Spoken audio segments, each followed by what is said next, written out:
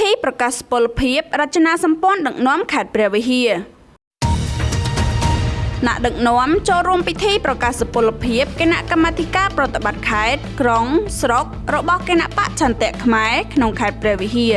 នារសៀលថ្ងៃទី12ខែតុលាឆ្នាំ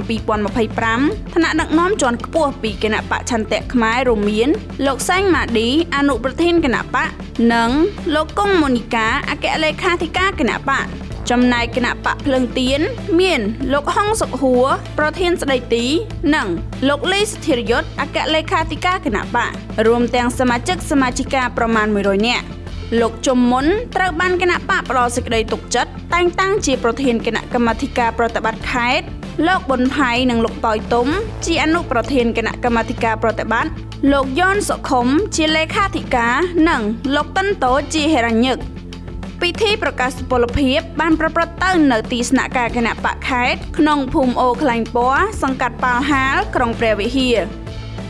ក្នុងឱកាសនោះថ្នាក់ដឹកនាំជាន់ខ្ពស់របស់គណៈបកទាំងពីរក៏បានចូលរួមធ្វើការលើកស្លាករបស់គណៈបច្ឆន្ទៈខ្មែរសម្រាប់ទីស្នាក់ការខេត្តផងដែរ